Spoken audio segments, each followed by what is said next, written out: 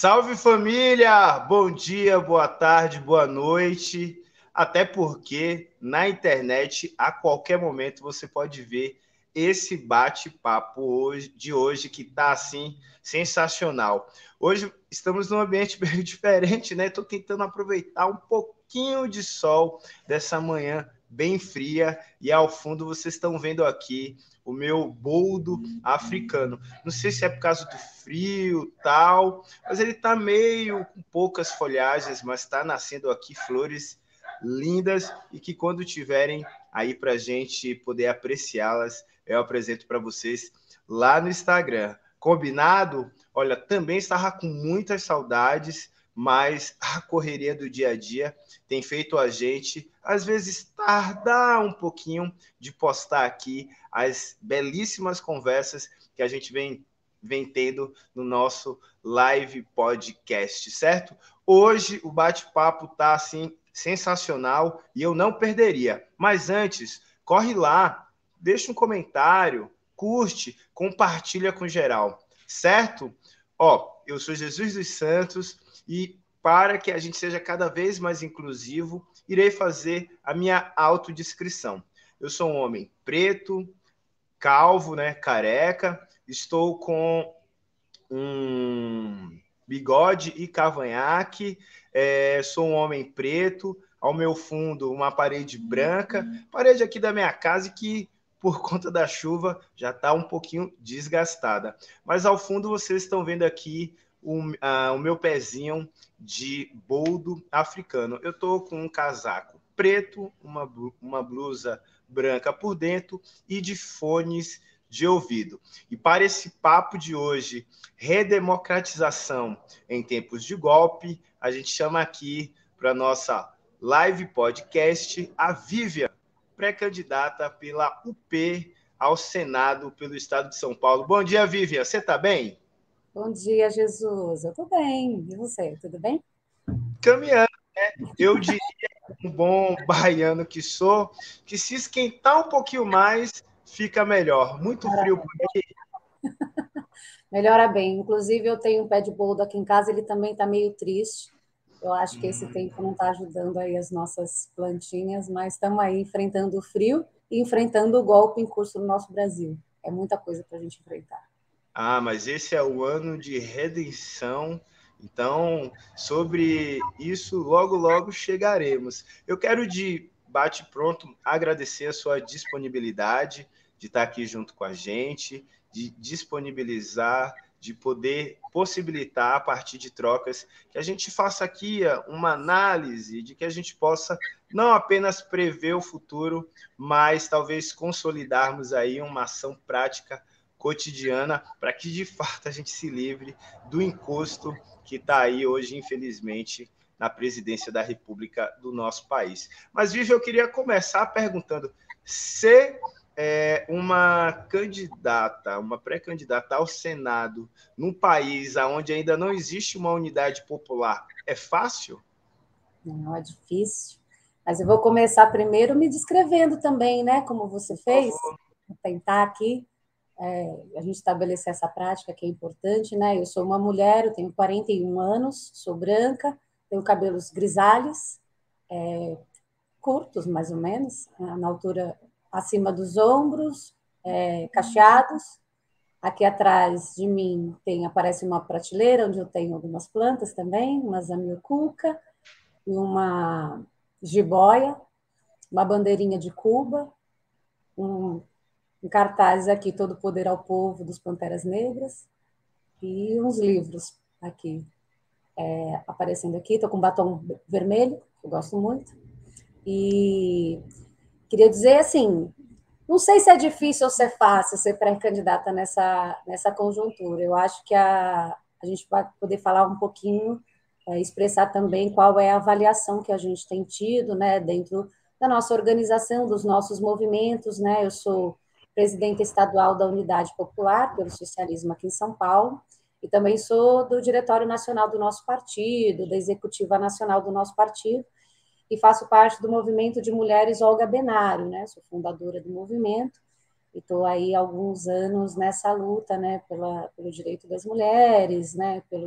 pela luta contra a violência, a gente constrói as nossas casas de mulheres pelo movimento de forma autônoma, buscando construir aí, né, junto com as próprias mulheres, né, essa força social de combater a violência, mas também de construir uma outra sociedade, né, a sociedade livre do machismo, livre do patriarcado, livre do racismo, livre do capitalismo, uma sociedade superior que a gente busca, né, todos os dias construir juntas.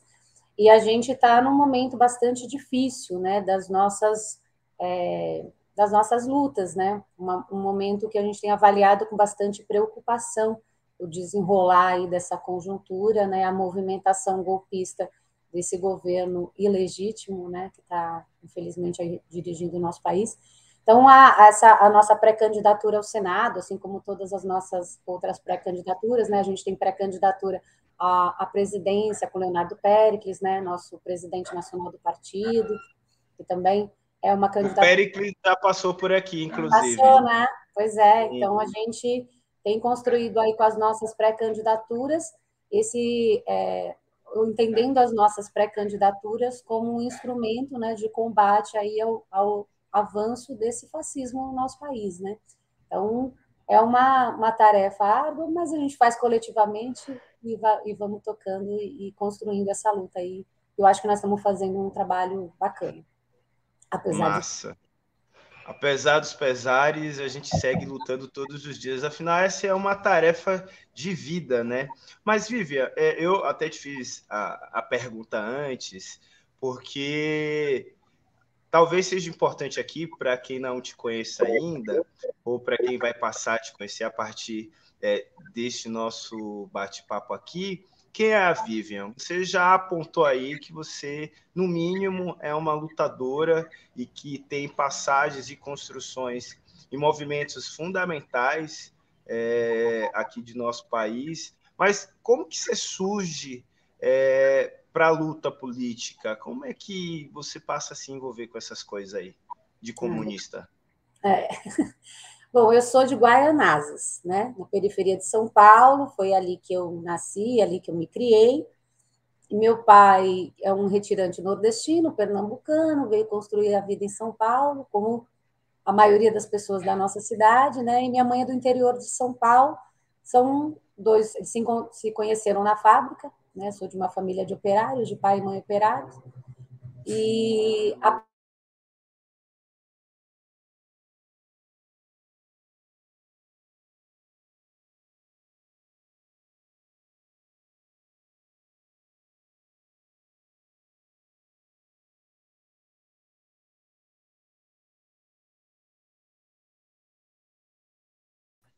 voltei, caiu. Voltando. Então, eu estava dizendo que eu sou de uma família de operários, né, e da periferia de São Paulo, né, do extremo leste de São Paulo. Então, isso é o que mais ou menos vai organizando a nossa vida, né, da onde a gente vem, é daí que a gente vai se organizando. A minha mãe sofreu um acidente de trabalho na fábrica, né, ela era tecelã, na Alpargatas, e a partir daí, enfim, não, parou de trabalhar, né, se aposentou, quase perdeu os braços, mas felizmente está aí até hoje vivendo bem. Mas a minha mãe se foi se tornando uma liderança da comunidade eclesial de base da Zona Leste. Então, essa é uma família bem típica daquele período, né, do ponto de vista político. Meu pai, um metalúrgico do ABC Paulista, né, meu pai passa a trabalhar no ABC como operário metalúrgico, e minha mãe uma liderança de uma comunidade eclesial de base que na Zona Leste tinha uma experiência política muito forte, né? Então, essa atuação das comunidades de base, por exemplo, na defesa do SUS, então tinha uma atividade política muito grande. Então, a nossa juventude ali, a nossa adolescência foi muito permeada por essa movimentação política. Então, fui militante de pastoral de juventude, desses movimentos mais ligados com a igreja progressista, né? Enfim, me formei, fiz curso técnico para poder pagar o cursinho e fazer faculdade, né? Me formei, né? Sou das poucas ali da minha região que estudou numa universidade pública na época, né? E consegui estudar, me formei em comunicação. E a partir daí comecei também a me movimentar mais politicamente, conhecendo outras coisas. Comecei a militar mais organizadamente, digamos assim, no movimento de luta nos bairros, vilas e favelas, que é um dos movimentos que construiu a Unidade Popular, um movimento que tem mais de 20 anos, né? E aí comecei essa luta no Jardim Pantanal, ali próximo daquele meu território, né? Ali na divisa de Itacoaxetuba com Guarulhos, extremo leste de São Paulo. E alguns anos militei no movimento de luta nos bairros, vilas e favelas, quando a gente decidiu construir o movimento de mulheres Olga Benário. Porque quem está na luta popular sabe como é, e sentindo todos os dias a importância da participação das mulheres, né, que elas sempre estão na linha de frente dos movimentos populares, mas junto disso vem toda a carga da violência, das dificuldades, né? Então a gente decidiu, a partir dessa nossa luta que a gente tinha nos movimentos, construir o movimento de mulheres Olga Benário. Então foi isso que eu fiz em 2011, né? Fui construir esse movimento aí com companheiras do Brasil inteiro. A gente então ele acabou de fazer 10 anos o nosso movimento, na verdade, né? Então a gente construiu esse movimento de mulheres e a partir daí passei a me organizar mais. Eu já fazia a luta de mulheres, participava dos 8 de março, já tinha sido de coletivo de mulheres, faz bastante tempo que eu faço isso, mas aí a gente decidiu construir um movimento de mulheres classista, um movimento com recorte de classe, com recorte de raça, com recorte bem, né, colocado desse ponto de vista, né, um movimento que fosse feminista não liberal, um movimento que defendesse o socialismo, que defendesse a construção de uma outra sociedade, que olhasse com prioridade a situação das mulheres negras, as suas especificidades. A gente decidiu construir um movimento dessa forma. E aí aí foi assim que eu fui me envolvendo nessa luta. Mas nós decidimos, a partir de 2013, participamos das grandes jornadas de lutas, olhando todo o movimento político do Brasil e do mundo, né? Olhando para infelizmente, esse movimento de ascensão do fascismo que a gente vê no nosso país, né? Isso não é uma especificidade nossa, isso é um movimento mundial que começa a crescer a partir da grande crise de 2008. A gente já olhando para esse movimento, falamos, nós precisamos de um outro instrumento político que dê melhores condições para os nossos movimentos de apresentar um projeto de país, né, de organizar a classe trabalhadora de forma geral para a gente construir uma outra sociedade, porque a tendência é as coisas ficarem mais difíceis, né? E aí a gente começa a construir a Unidade Popular em 2014. 2015 tem uma grande alteração na legislação e a gente tem que reiniciar o processo. A gente recomeça em 2016 e aí já com a nova legislação do partido. E a Unidade Popular é o único partido político que conseguiu o registro nessa nova legislação. Inclusive, o Bolsonaro tentou e não conseguiu, porque realmente é uma legislação bastante rígida, mas a gente olhou em 2015, né, na nova lei, e a gente falou, olha, ou a gente faz agora, ou a gente não, pode ser que a gente não consiga fazer mais, porque a direita tem se fortalecido, né? E a gente fez esse movimento e falou, não, vamos virar tudo para isso.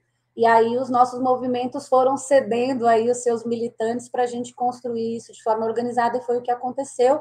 No Olga Benário a gente discutiu, algumas companheiras, né, alguns quadros nacionais, nós falamos, não, essas companheiras vão se dedicar a isso, porque a gente queria construir um partido que fosse mesmo popular, que fosse a cara desses movimentos, né? Então, é o que a gente sempre diz, né? A Unidade Popular, ela pertence aos movimentos que a construíram, né?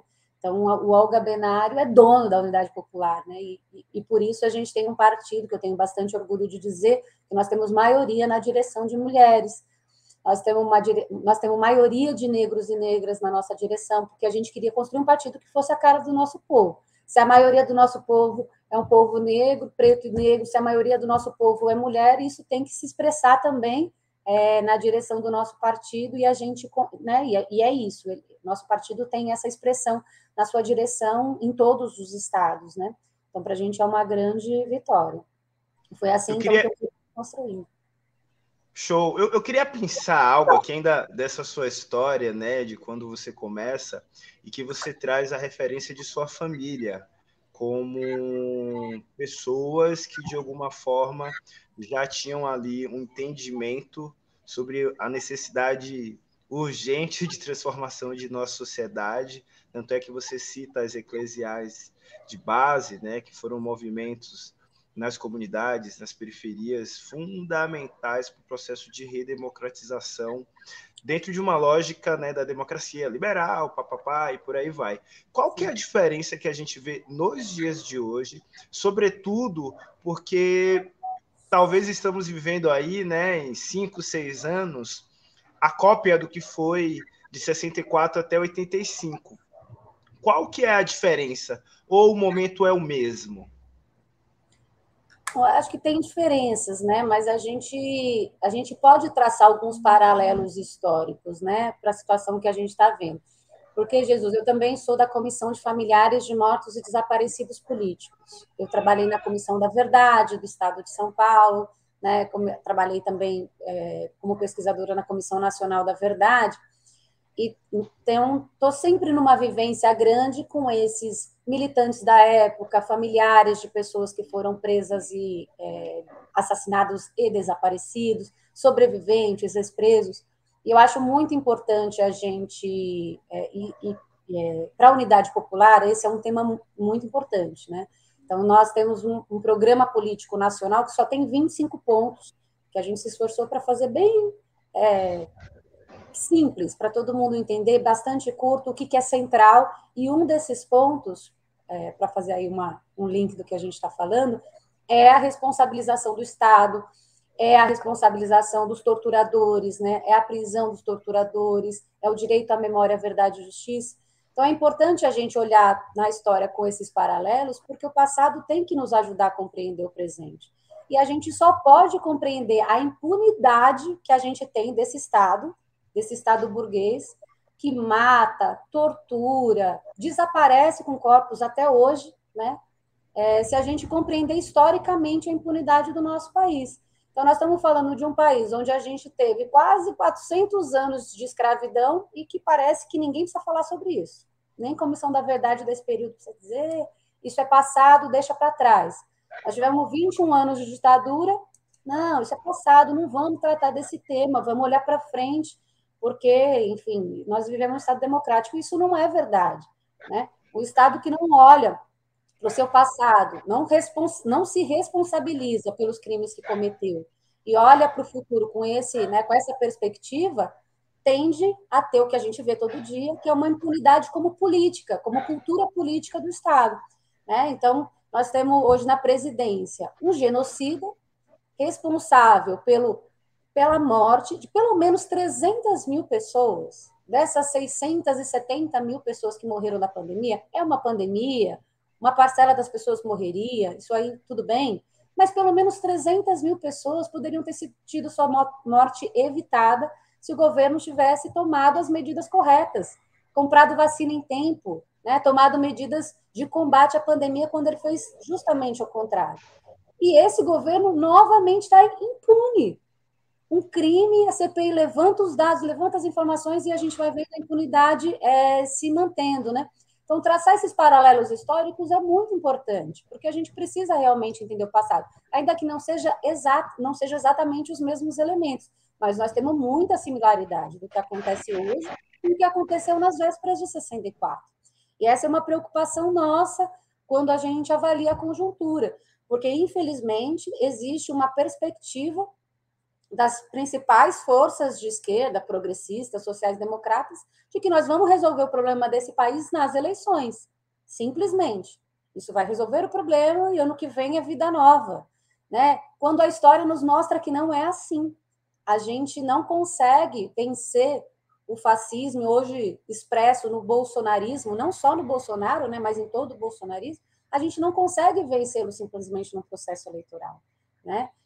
Só a gente se lembrar, em 63, menos de um ano antes do golpe, inclusive, teve um grande plebiscito no Brasil, mais de 70% das pessoas votaram defendendo que João Goulart deveria continuar sendo presidente do Brasil, e um ano depois houve um golpe no nosso país.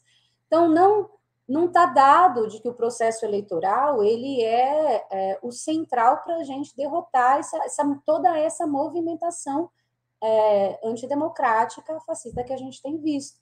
Né? Então, a nossa preocupação é muito grande. Nós acreditamos que a gente precisa de grandes mobilizações populares para que a gente possa, de fato, enfrentar esse ataque, né? Mas aí deixa eu te provocar, então, porque quando você traz toda essa reflexão, eu tenho um acordo contigo, mas eu parto de uma avaliação, por ser militante do Partido Comunista do Brasil, de que talvez, nesse primeiro momento, derrotar o Bolsonaro, entendendo de que a gente não está derrotando o sistema capitalista, não estamos derrotando essa democracia liberal, talvez seja o gás que precisamos para que aí a gente possa construir isso em curso. E aí eu vou concordar também contigo de que não será dentro das instituições as quais essas transformações irão ocorrer. É necessário irmos, estarmos e aproveitarmos talvez de uma brecha desse momento da luta política, de que se não ocuparmos as ruas, de fato permanecerá esse sistema que, na verdade, quando você vai lá atrás, eu penso que você falou de João Goulart, né? Mas a gente tem históricos dentre esses 530 anos, 20 e poucos anos, que, na verdade, a gente nunca esteve em uma sociedade democrática, na raiz do que a palavra julga a ser. A gente está dentro de uma democracia liberal, somos, na verdade, ainda um território colonizado.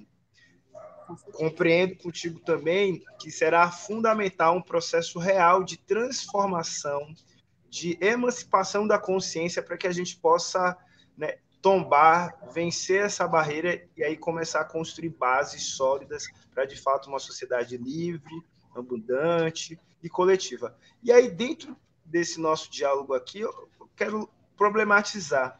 Você acha que seria capaz, nos dias de hoje, rompermos com a lógica capitalista em nossa sociedade? Vou voltar um pouquinho sobre a provocação anterior.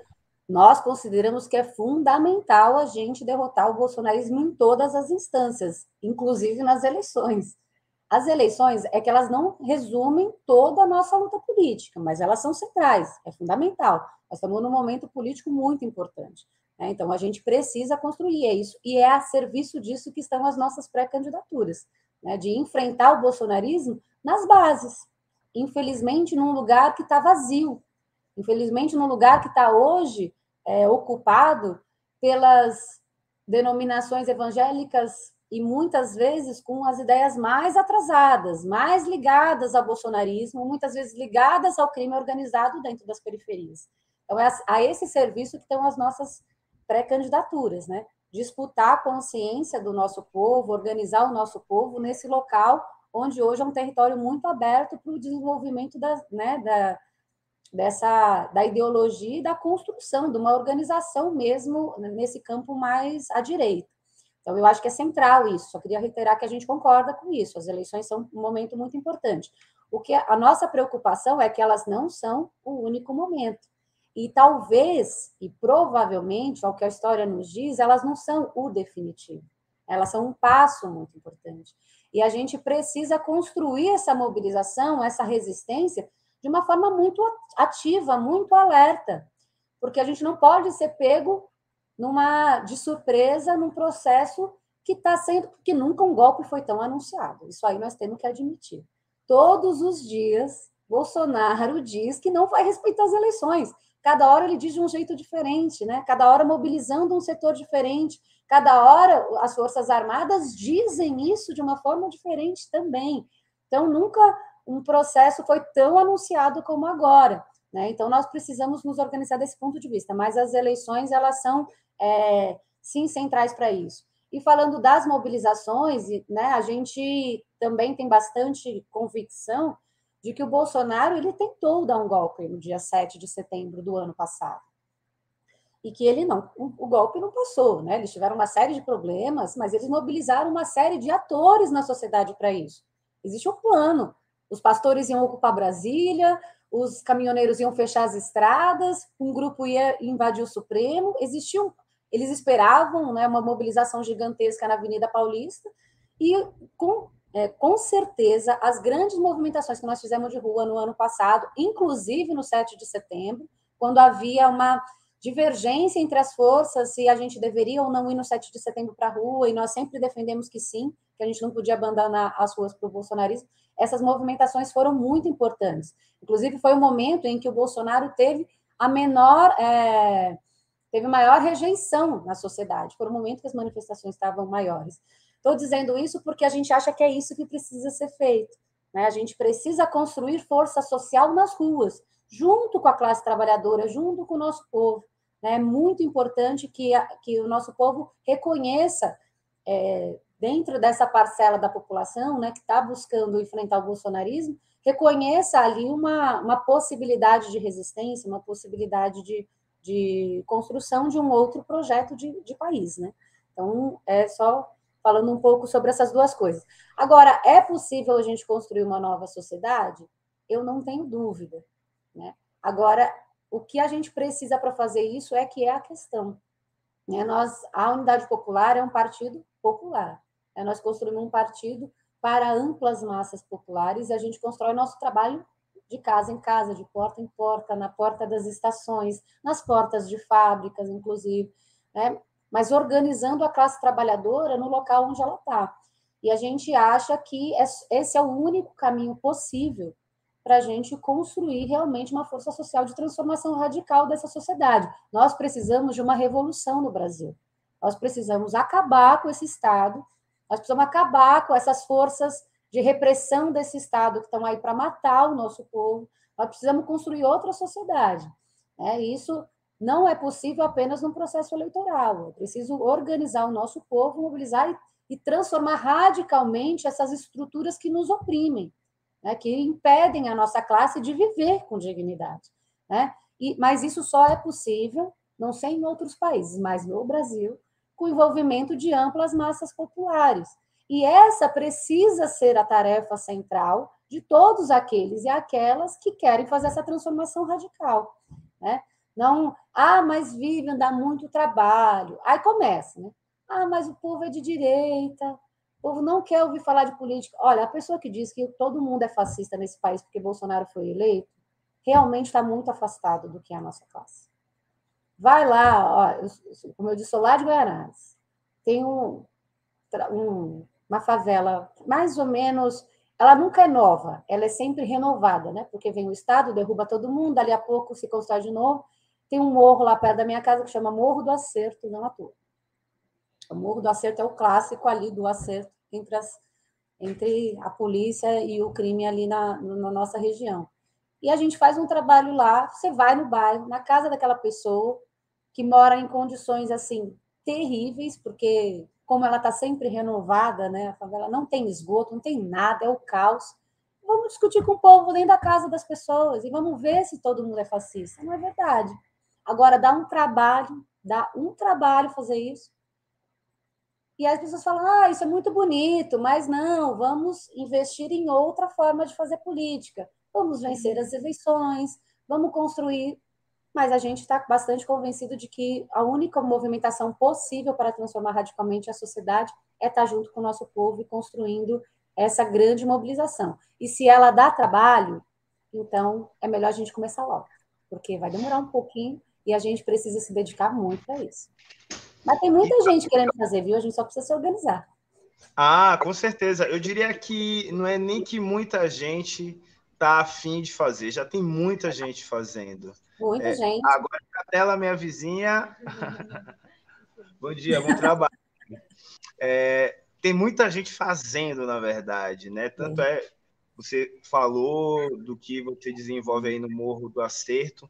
A gente tem rodado desde sempre, né? Eu já estou aí há uns 20 anos na militância, transicionando justamente em diversas lutas, transversalizando ações e que é meio que parecido com sua jornada. A gente sempre começa no nosso território e depois acaba, né, transbordando os nossos próprios territórios e se envolvendo em lutas, as quais, do meu ponto de vista, são lutas universais, né? A transformação que pretendemos que ocorra aqui precisa acontecer em Xangai, precisa acontecer em Nova Jersey, precisa acontecer na Bolívia, precisa acontecer no mundo. Afinal, quando a gente passa a entender que nós somos parte de um ecossistema, né, que é um todo, né, talvez foi aí que eu comecei a bugar um pouquinho e falar, não adianta só mudar aqui. E os ideais socialistas, comunistas, dão justamente a entender isso. É necessário uma transformação radical e que aconteça nos rincões mais longínquos desse planeta, para que a gente, de fato, consiga preservar-nos enquanto um ecossistema. Então, é uma luta árdua que não vai nem acabar na eleição e nem só com um processo de transformação local, né? Precisa ser, de fato, algo que a gente aí consiga a longuíssimo prazo, e que talvez a gente nem esteja vivo, né? As nossas filhas, netos, enfim, para quem for ter, que talvez verão aí essas possibilidades, mas que não podemos nos furtar de começarmos a construir hoje, né? Do ontem, é para o agora, é para já. Mas aí eu queria te perguntar, porque assim, ó, se a gente for olhar o processo eleitoral, e aí eu vou falar estritamente, né, do porquê o campo progressista, diante da atual conjuntura que estamos vivendo, ainda opta por caminhos diferentes. E eu, de maneira e hipótese nenhuma, sou universalista e acho que, sim, há diversos caminhos para a gente chegar em um lugar. Mas quando eu observo as outras candidaturas do Lula, por exemplo, a gente teve uma coligação, vamos se dizer assim, mais ao centro, vamos se dizer, né? Com características ao centro muito mais plausíveis de identificarmos. Quando a gente olha o contexto em 2022, a gente vê PCdoB, PSOL, rede, TV, não tem mesmo uma característica em um campo mais à esquerda? O que faltou do PDT ao PSTU tá junto nessa configuração? Então, aí só antes de responder isso, você falou da luta, nossa luta ser para além das nossas fronteiras, queria aproveitar para saudar a luta do povo do Equador, que está há muitos dias nas ruas, enfrentando um governo de extrema direita de Laço, né? Então denunciar também os crimes que a polícia de Laço tem realizado, né? Tem praticado contra o povo lá. Foi assassinado um estudante, me faltou o nome agora, vou pedir aqui para ver se alguém consegue me passar aqui, alguém tiver, você pode conseguir dar uma olhadinha aí, Ju? Para a gente lembrar também, né, os nossos mortos, porque é isso, realmente, né, as nossas fronteiras são fictícias, né? A nossa classe é uma só, então a gente precisa também saudar essas lutas e o exemplo, né? Eu acho que a força do exemplo é muito importante. A gente vê, ainda com dificuldades, enfrentando dificuldades, mas o que o povo chileno conquistou, né? Que tinha uma constituição desde o período da ditadura, com muita mobilização de rua, então isso são sinais de que esse é um caminho importante e viável para a gente poder ter transformações realmente substanciais na nossa sociedade, né? Que A muito própria mais Bolívia, por exemplo. a própria Bolívia, né? Que sofreu um golpe que teve assim consequências gravíssimas naquele país, mas que conseguiu, né? Se de forma muito importante, muito se reorganizar ali E e talvez o claro, mais rápido, né? Se eu não estou enganado, no período de um ano, levaram né? um golpe e com um ano depois o Mais foi eleito e começou a criar estruturas institucionais, que eu penso, né, que talvez seja um lugar que a gente precisa botar uma lupa e olhar com mais carinho. Tem lá Ministério para Desconstrução do Patriarcado, Ministério para a Desconstrução da Cultura Hegemônica. Embora isso não seja um processo revolucionário do tamanho que nós necessitamos, mas eu olho para aquilo ali e falo, caramba, dá para avançar muito mais na institucionalidade do que a gente vivenciou até pouco tempo. Sim. Exatamente, são exemplos de que é possível fazer muito mais do que o que a gente já viu, e ainda assim, como você falou bem, não é um processo revolucionário, tem vários problemas em relação à Bolívia, né? Mesmo disso que a gente está falando de impunidade, tem uma defensiva em relação à responsabilização anterior, e agora teve uma coisa importante que foi a prisão da golpista Mor. Mas você teve por logo, imediatamente depois desse processo eleitoral, muita dúvida, mesmo durante o processo, se responsabilizaria ou não, e a nossa história mostra a importância da responsabilização, né? Então, a gente não pode abrir mão disso. Então, tem algumas dificuldades, mas já demonstra muitos avanços que foi possível construir, né, ao longo desse tempo. Agora, então, né, saudar os nossos irmãos, e vou pegar aqui o nome do companheiro. Cadê? A gente tem 4 assassinados nesse processo, que é o Johnny Félix, o Guito Guadatoca, o Henry Quezada e o Franco Eduardo, que foram assassinados pela polícia recentemente no Equador. Então, também aqui render as nossas homenagens a esses lutadores. Mas o Equador mostra o caminho, né? Que é o caminho da organização e do povo na rua aí para a gente poder construir essa mudança tão importante que a gente precisa. Sobre o processo eleitoral no Brasil, especificamente, vou falar um pouco da nossa avaliação, né? Nós temos nossa pré-candidatura do Leonardo, vamos mantê-la, porque a gente entende, Jesus, que a importância de apresentar um programa que defenda claramente os interesses da classe trabalhadora é central. E nós só vamos, de fato, combater esse bolsonarismo, né, essas forças radicais de direita, apresentando um programa claro para a nossa classe. Nós estamos muito convencidos de que a tarefa mais importante que a Unidade Popular tem para cumprir durante esse período é justamente esse: apresentar nossa pré-candidatura e denunciar o golpe do bolsonarismo, denunciar os militares. Os militares estão no governo, são os mesmos militares que deram golpe em 64. A gente não teve justiça de transição no nosso país. Esses militares que ficaram 21 anos no governo, no Estado, um Estado ditatorial, que nunca chamaram eleição, são os mesmos que estão questionando o Supremo sobre dúvidas sobre as eleições.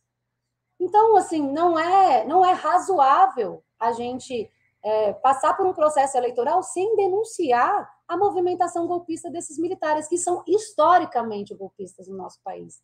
É preciso denunciar. E a gente tem bastante convicção e tranquilidade de que a nossa campanha tem feito isso, né? Apresentado um programa que, de fato, expressa que nós precisamos acabar essas reformas que foram implementadas durante o golpe, porque nós sempre defendemos que foi um golpe, o que aconteceu com a presidenta Dilma, foi um golpe. Todas essas medidas tomadas desse período de golpe precisam ser revogadas imediatamente. Nós não podemos permitir que esse governo golpista que implementou essas reformas, e as reformas se mantenham. A classe trabalhadora, a situação do nosso povo nunca foi tão grave na nossa geração. Esse desemprego que nós estamos vendo agora, essa miséria, fome, mais de 100 milhões de brasileiros em insegurança alimentar, ou seja, com alguma dúvida, sem saber, sem conseguir fazer todas as refeições, isso é muito grave. Então, se a gente não tiver um programa que expresse isso muito evidentemente para a classe trabalhadora, a tendência é que a gente tenha um processo muito frágil, muito fraco.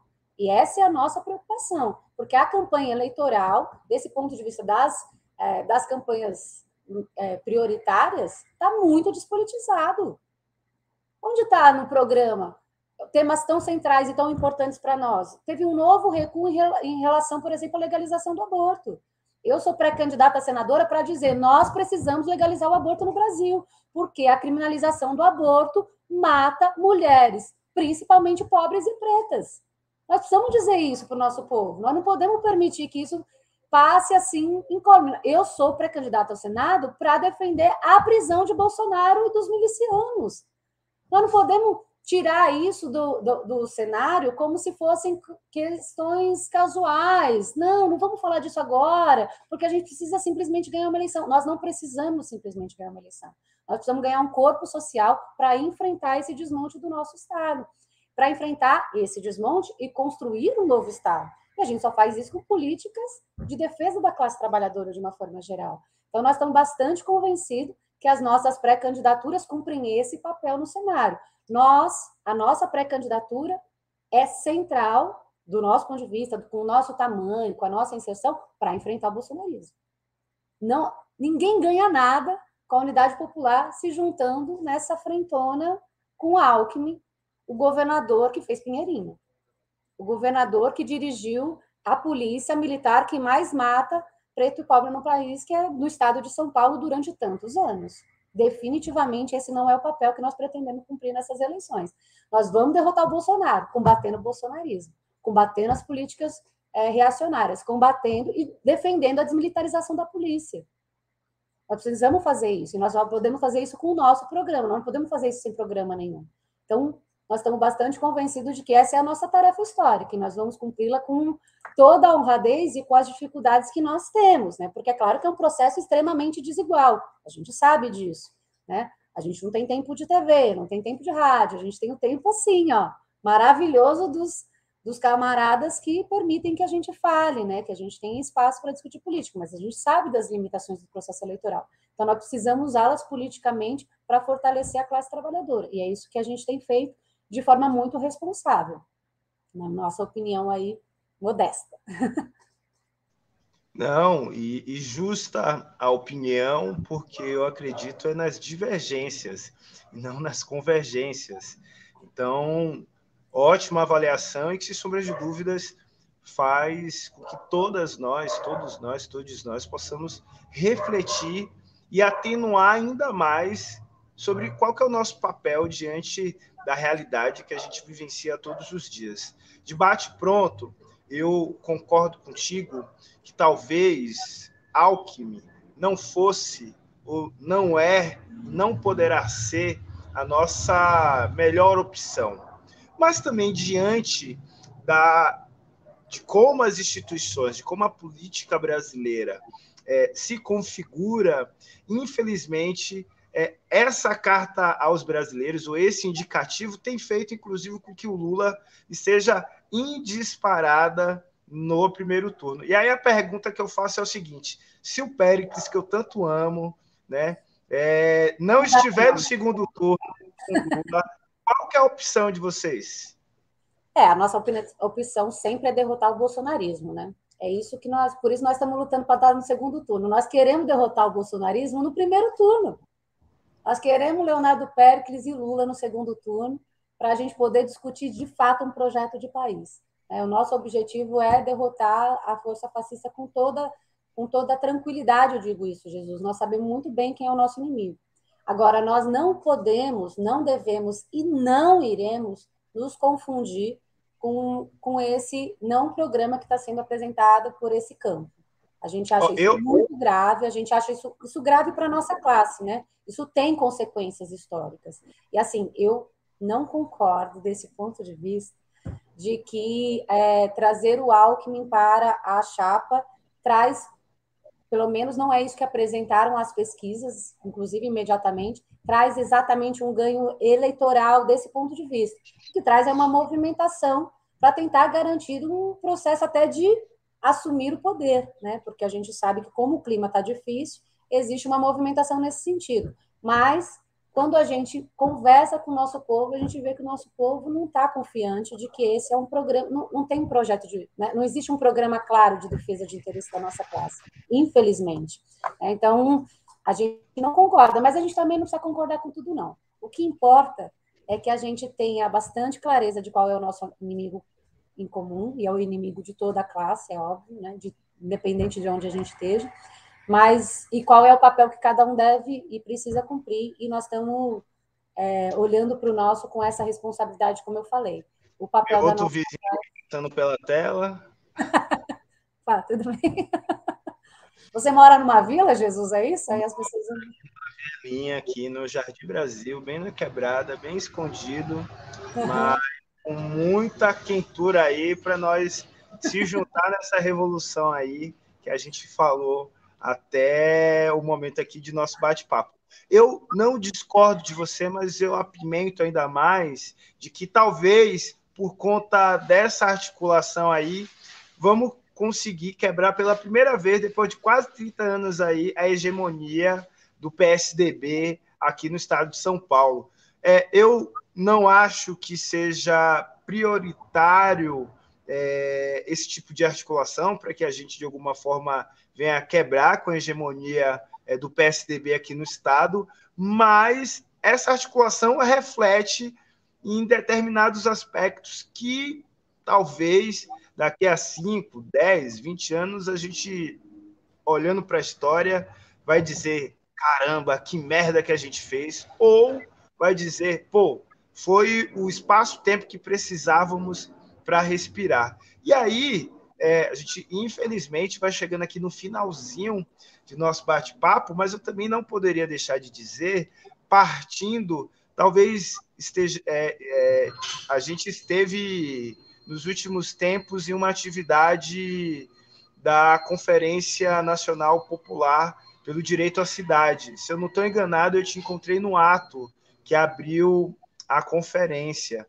E aí, dentro das atividades, das oficinas que teve a Conferência Nacional pela luta ao direito da cidade, eu fiz uma proposta, né? Que, no meu ponto de vista, não é só revogar as leis trabalhistas, revogar a reforma trabalhista, a reforma presidenciária, não é só o teto de gasto. Para mim, se faz fundamental, na verdade, instituirmos a Lei de Responsabilidade Fiscal de 2001, do ponto de vista econômico, é o que tem travado ou o que tem possibilitado reformas que vêm acontecendo nos últimos tempos. E aí eu pergunto, que programa radicalizado que a UP tem proposto dentro desse processo eleitoral? Olha, o que a gente defende imediatamente, o que pode resolver boa parte das nossas questões. Claro que a gente sabe que é um processo, enfim, nós estamos falando de um Estado inteiro, né, com vários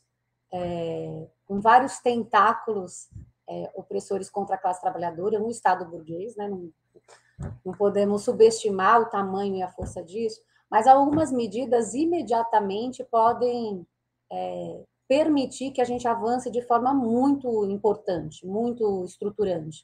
A gente tem defendido, infelizmente não é todo mundo que defende, mas a gente defende a imediata suspensão do pagamento da dívida externa, da dívida interna e externa, e a auditoria dessa dívida. Então, essa é uma das questões que a gente coloca como centrais. O Brasil gasta quase metade de tudo que produz, e o Brasil é um país muito rico, nós temos uma produção gigantesca e nós gastamos quase metade de tudo que a gente produz para pagar uma dívida que ninguém sabe do que é. Na verdade, nós despejamos metade da riqueza que é de todo um povo para enriquecer esse capital financeiro, os banqueiros, esse capital especulativo, e isso precisa acabar. Não tem condições do país se desenvolver se a gente não tiver recurso. E o Brasil tem, né? Essa que é a questão, não é que o Brasil não tem, né? O Brasil não é um país pobre, definitivamente, mas a gente precisa desses recursos para isso. Então, isso é uma das defesas imediatas que a gente tem, e, claro, também a taxação das grandes fortunas, que parece um negócio tão absurdo, né? Mas nós estamos falando de pessoas que têm riquezas de um número muito pequeno, nós estamos falando de 300 pessoas que têm bilhões de reais e que imediatamente poderiam resolver grande parte da falta de recursos que a gente tem no nosso país, assim, para falar de duas medidas que a gente defende imediatamente, que está no nosso programa e que a gente tem se concentrado na defesa delas para que as pessoas possam rapidamente compreender que o Brasil é um país rico. Nós estamos num momento da nossa...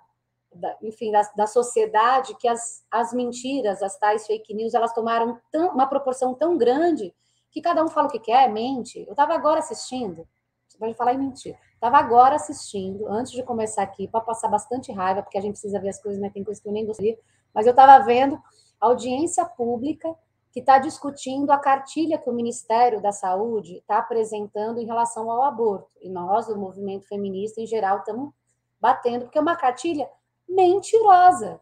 Na cartilha tem mentiras.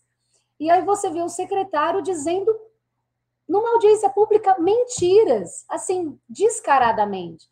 Então, Então, a gente está num momento em que a mentira virou qualquer um pode falar o que quiser, não existe nenhuma responsabilização para que o Estado diga, para que ele fale, né? Então, nós precisamos, nesses momentos políticos, poder aproveitar as eleições, inclusive, para a formação do nosso povo. As pessoas precisam ouvir que o Brasil é um país rico, que a fome não é resultado do fique em casa, né? Que vira qualquer... Não, tá vendo aí o fica em casa, cobrando a conta. Por isso não tem comida, por isso que o povo não está comendo. Não, o Brasil é um dos maiores produtores de arroz do mundo. Né? Então, não faz sentido que a população não possa comprar arroz. O Brasil é o maior produtor de soja do mundo. Não faz sentido que o povo não possa comprar óleo de soja. Né? Então, a gente precisa aproveitar esse momento para desmascarar as mentiras desse governo, desse Estado burguês, que não é só desse governo, né? É de todo o Estado burguês, que mente recorrentemente, e o povo vai sendo enganado com toda uma máquina muito cara que esse governo mantém, inclusive de forma ilegal, né? Porque está fazendo campanha todo dia de forma ilegal, com muito caixa 2, desinformando o nosso povo todo dia. Então, nós estamos aqui para defender isso, assim como são bandeiras radicais, digamos assim, não deveria ser radical, a auditoria da dívida, gente. Outros países já fizeram, não deveria ser considerado uma política radical, mas infelizmente é. Né? Então, exatamente. E é até meio confuso que quando a gente vai falar, por exemplo, de programas de transferência de renda, que parece, revolucionário, na verdade é até uma política que nasce ali, né, de cunho liberal, vamos se dizer assim. A gente está atrasado, não é verdade? Com certeza, porque políticas de transferência de renda são políticas de movimentação da economia, inclusive capitalista, né? Então, nós estamos numa fase, num estágio tal, né, de retirada de direito, do capital nos explorar ao máximo para manter as suas taxas de lucro, que parece revolucionário defender taxação de grandes fortunas. Um negócio, o cara é bilionário. Se ele abrir mão, se a gente taxar em 20% a fortuna dele, ele continua sendo bilionário, e parece um absurdo você defender uma taxação de uma fortuna que a pessoa não é capaz de gastar em vida. Ela é incapaz de gastar essa fortuna. E parece que é uma coisa absurda, onde já se viu, né? Isso parece uma medida revolucionária, e não é. Quando a gente fala de revolução, nós estamos falando de outra coisa. Nós estamos falando de outro Estado, nós estamos falando de romper com as estruturas, de fato, que permitem, né, esse nível de exploração, que permitem a desigualdade, que permitem o racismo, que permitem o machismo se reproduzindo todos os dias. Nós estamos falando disso. Agora, como medida imediata que não é revolucionária, nem chega a ser revolucionária, mas que no Brasil acaba sendo, a gente tem defendido isso. A taxação das grandes fortunas e a auditoria da dívida, só para falar de duas, enfim, nós temos desenvolvido um pouco mais, temos nos empenhado nisso, mas essas a gente concentra, porque é a denúncia de que o Brasil é um país rico, sim, que a gente precisa que o nosso povo saiba disso. Né? Eu quero propor uma, que é a prisão de Aécio Neves, de Temer, porque se precisamos, né, do direito à memória e à justiça, e todos os golpistas precisam, de alguma forma, serem levados, né, a discutirmos o papel a qual eles contribuíram, né, para esse aprofundamento do genocídio, do feminicídio, da falta de política pública, da morte. Talvez, se a gente for botar um marco, né, nos últimos tempos, talvez de 2014 para cá, a gente vem, né, engatinhando, a gente vem passando por esse apuro. Então, vamos botar aí, eu vou botar no meu plano de pré-candidatura para escrever a partir da Alesp moções. E esse Aécio Neves, inclusive, está ressurgindo, né? Sumiu e segue, inclusive, sendo o candidato favorito ao Senado em Minas Gerais. A gente vai precisar, inclusive, conversar em outro momento como que esses fenômenos acontecem, como podemos combater. O negócio parece uma fênix, derrete, vira cinza, depois surge do nada. Isso é aquele debate da impunidade.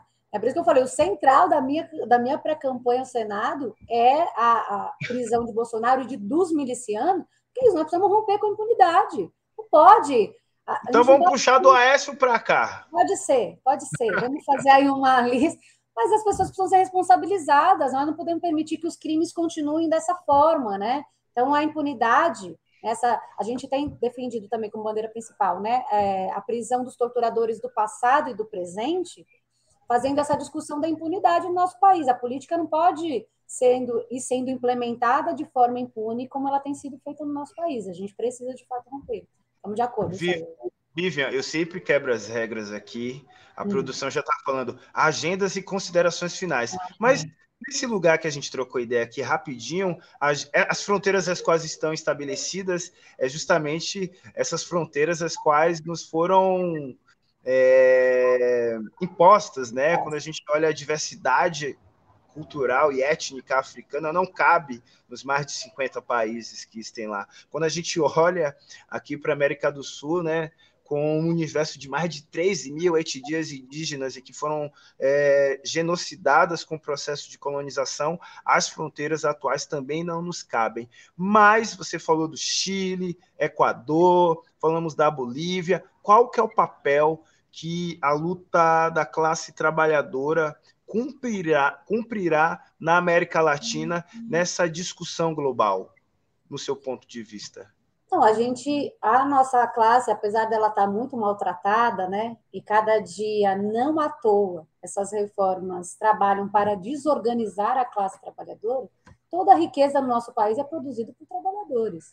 Não tem burguês produzindo riqueza nenhuma, né? Então, a classe trabalhadora ela continua sendo o centro de uma transformação radical no nosso país. Não existe uma outra classe revolucionária que não seja a classe trabalhadora. Agora, claro que a nossa classe ela precisa ser esmiuçada, nós precisamos olhar que cara que ela tem, qual é a conformação, aonde ela está organizada ou desorganizada, e no nosso país, depois das reformas, a classe trabalhadora é uma classe informal, nós temos uma classe muito com pouquíssimos direitos, né? E esses direitos, esses poucos sendo cada dia mais usurpados da nossa classe, uma classe muito saqueada, mas essa é a classe revolucionária. E ela é mulher, ela é preta, ela é informal, ela está precarizada. Então, essa é a classe que é a única capaz de fazer a transformação radical no nosso país e no mundo. Então, é preciso olhar como está conformada a nossa classe hoje para que a gente possa organizá-la da melhor forma, né? E colocá-la em movimento de transformação. A gente tem essa convicção no nosso partido, essa é a classe transformadora, e é a isso que a gente se dedica. E em cada bairro, em cada casa, organizar a classe, colocar em movimento, formá-la politicamente para que a gente possa, juntos, construir o poder popular e o socialismo no nosso país. E no mundo. É isso aí. É isso aí. Ai, Vivian, é por isso que eu falo aqui para a galera da produção que não dá para a gente ter um programa só de 1 hora, porque o que daria aqui para aproveitar de ti e você poder compartilhar, fazer escambo de suas impressões, de suas reflexões, do que a unidade popular pensa para o futuro do país, sem sombras de dúvidas, seria uma oportunidade imensa de a gente juntas aqui contribuir com esse processo de conscientização e emancipação de nosso povo, né? Mas eu tenho a certeza que a gente vai se cruzar aí nas encruzilhadas, não só das lutas políticas, não só dos processos eleitorais, mas para seguirmos marchando para a construção desse país, né? Ou deste mundo melhor. E aí uma nova ocupação da Câmara Municipal, né? Você estava? Foi assim que a gente conheceu, na ocupação da Câmara. Isso em 2017. Foi 17, né? Foi 17. Foi 17. Foi 17. Que nesse ano a gente ocupou a Secretaria de Cultura, a Secretaria de Direitos Humanos, e a Câmara está precisando de novo ser ocupada, viu? Porque o rapaz que está lá já tem uns 5 anos e, tipo, a gente precisa freá-lo, né? Mas a gente vai se cruzar nas ruas, nesses processos todos, em mais novas ocupações, mas vamos deixando esse finalzinho aqui para que você possa se despedir, deixar suas considerações finais e aonde as pessoas podem te encontrar aí para fazer um bate-papo contigo. Jesus, obrigada pelo espaço, obrigada aí pela oportunidade de falar. Nós estamos aí trabalhando, né, do nosso jeito, com o nosso povo, construindo agendas de luta, construindo possibilidades aí de transformação e de organização. Queria agradecer muito. Queria convidar todo mundo aí para me seguir nas redes sociais, vivianmendes.oficial. Essa é a minha página no Instagram. No Facebook é mais ou menos isso também, Vivian Mendes Oficial. Queria convidar todo mundo a seguir. A gente tem a página da Unidade Popular, tem só Unidade Popular, que é a nossa página nacional, e unidadepopular.sp é a nossa página aqui no estado de São Paulo.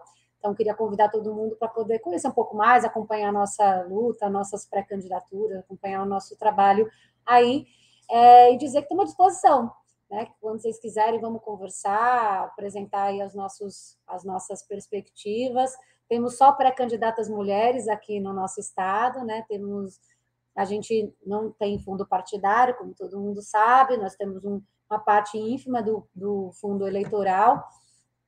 Decidimos concentrar nossas candidaturas em poucas, né, candidaturas, porque é o que a gente consegue, assim, mais facilmente fazer, assim, com os nossos recursos, otimizar, e nós temos candidaturas de mulheres apenas, temos 2 pré-candidatas a deputada estadual, temos uma candidata a deputada federal, e temos a minha candidatura para senadora, a candidatura do Leonardo Pérez para a presidência, e estamos convidando todo mundo aí a ajudar a gente a construir essa política. Quem quiser, chega mais. Vamos que vamos, família. Vocês gostaram do bate-papo, né? Vocês aqui ficaram grudados, grudadas, grudades o tempo inteiro. Eu percebi, viu? E que bom. E é por isso que eu te agradeço. Mas quero lembrar-te que, ó, tem que curtir, tem que comentar, tem que salvar, tem que compartilhar com as amiguinhas, com os amiguinhos, com os familiares, com a galera da igreja, do terreiro, com o geral, família. Vamos fazer esse conteúdo furar as bolhas desses algoritmos racistas. Então vamos que vamos, porque esse é mais um OFO Podcast, o seu bate-papo de primeira ordem. Vamos que vamos, um abraço e até a próxima. Beijo, Vivian, até mais. Jesus, até mais.